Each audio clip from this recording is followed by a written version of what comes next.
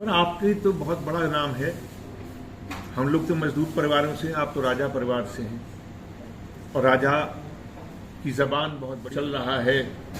जो वायरल हो रहा है या क्या है, वो जो एक टेलीफोन कन्वर्सेशन है, अगर वो सही है, मैं नहीं कह सकता कि वो डॉक्टर है या सही है, मुझे नहीं मालूम। अगर वो सही है तो आप में तो उसमें तिरवाचा भर चुके हैं। अगर राजा के मुंह से निकला हुआ कोई शब्द है तो वो तो वचन की तरह से होता है, और आपने तिरवाचा दिए कि समझ लो ये तो हॉस्पिटल तो बन गया। लोग आपके बारे में, आपके साथी, आपके लोग कहते हैं कि राजा साहब के सामने मुख्यमंत्री तक की कोई जबान नहीं होती, जो वो चाहते हो करा लेते। तो कम से कम बेटी से मेरी सांसद है, और मैं आपसे इस बात का निवेदन करता हूं कि हमारे साथियों ने अगर किसी ने कोई गलती की है, मैं उनकी गलती मैं माफी मांग देता हूं, लेकिन कम से कम अस्पताल तो दीजिए। आप किस जिद में बैठे हैं? ये कोई जिद आम आदमी से थोड़ी होती है। ये जिद कोई ऐसे लोगों से होती थोड़ी है कि जिनके पास हथियार 5 साल के बाद में आएगा। चुनाव 5 साल तक आप जो आनंद लेंगे और 5 साल के बाद उनके पास में हथियार हो आता है, वो आपको देते हैं। आप ये बताइए, पूरे गुड़गांव क्षेत्र के अंदर सांसद महोदय, कौन सा ऐसा बूथ है जहां लोगों ने मुझे वोट नहीं दिया? तो मैं ये कह दूं कि साहब मैं उस बूथ पे जो 500 मिले उन 500 लोगों के लिए काम करूंगा? नहीं।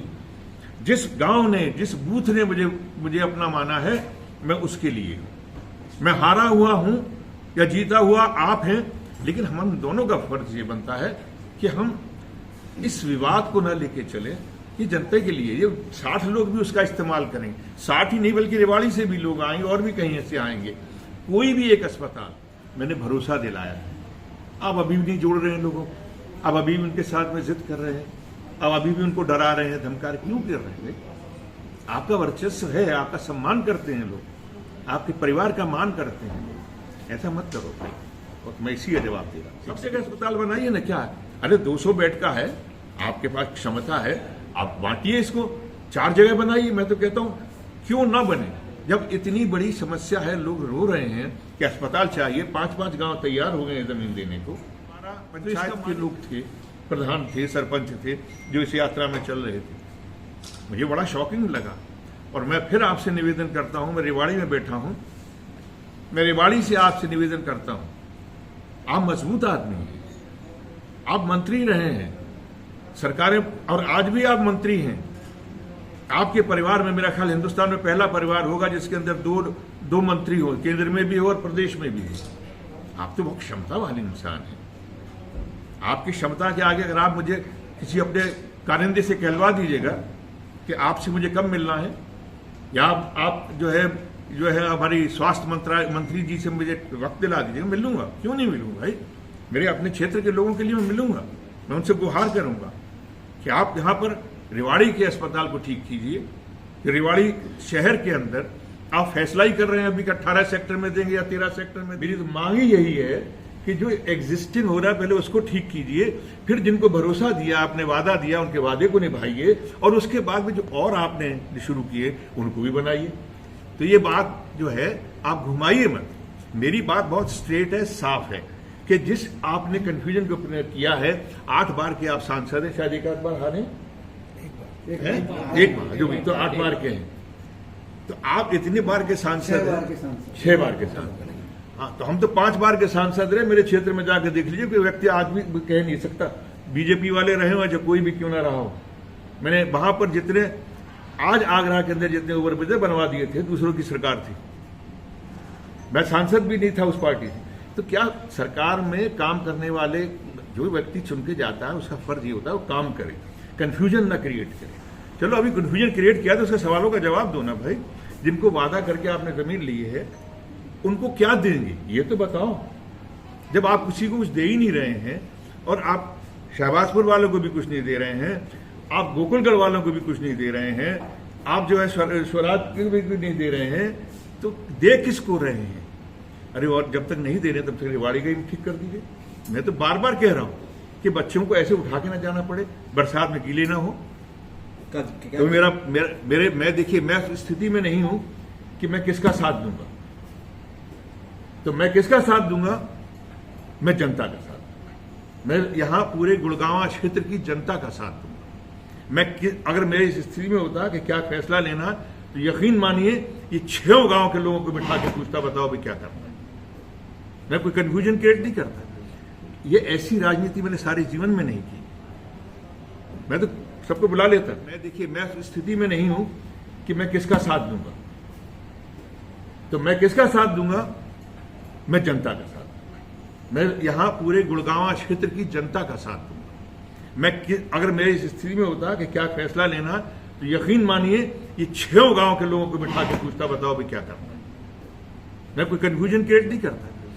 ये ऐसी राजनीति मैंने सारे जीवन में नहीं की। मैं तो सबको बुला लेता। गालियां देकर कोई चीज हासिल करना बिल्कुल नहीं। मैं इसका बिल्कुल सख्त विरोधी।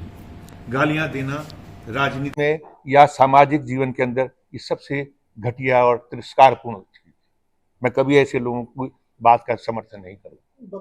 आज रेवाड़ी आए प्रसिद्ध अभिनेता व कांग्रेस के वरिष्ठ नेता राज बब्बर ने केंद्रीय मंत्री राव इंद्रजीत सिंह की रामगढ़ भगवानपुर में 200 बेड के अस्पताल निर्माण पर हुई ऑडियो वायरल पर राव को नसीहत देते हुए कहा, राजा परिवार से है राव इंद्रजीत सिंह, राजा परिवार की जबान की होती है कीमत, राजा के मुंह से निकला एक एक शब्द होता है वचन, अपने कहे की होनी चाहिए वचनबद्धता। राव सांसद, मंत्री व राजा है। हिंदुस्तान में 2 मंत्रियों वाला पहला परिवार, खुद केंद्र में मंत्री तथा बेटी प्रदेश में मंत्री, क्षेत्र का सांसद होता है। बहुत ही मजबूत क्षेत्र के लोगों को डरा धमका रहे हैं राव इंद्रजीत सिंह, अस्पताल पर राजनीति कर रहे हैं राव इंद्रजीत सिंह, बेटी से न हारने की भी दी नसीहत। ये भी कहा, मैं पूरी तरह से खड़ा हूं जनता के साथ। रेवाड़ी में कर रहे थे पत्रकार वार्ता। खराब हुई।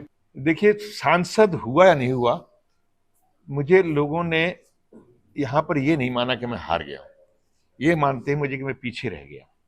और अगर मुझे और 10 दिन मिल गए होते तो आपकी ये लड़ाई नहीं होती, ये चुनाव एक तरफा होता। तो मुझे उनको देख के, उनकी बातें सुन के अच्छा लगता है। यहाँ तो सर लोग ये मानते हैं कि अगर राज बब्बर जी 15 दिन पहले और आ जाते तो आज वो सांसद में। चलिए सर, मैं अभी भी कहीं गया नहीं हूँ, मैं यही हूँ। मैंने पहले दिन, जिस दिन में चुनाव का रिजल्ट आया उसके अगले दिन से मैं घूमना शुरू कर दिया। और जहां तक सवाल है संगठन का, जहां तक मुझे अब लग रहा है कि संगठन बनेगा, क्योंकि प्रक्रिया चल रही है। आप कुछ पूछना चाहेंगे सर? Anything sir? ग्रामीणों से आपका संवाद हुआ है आज?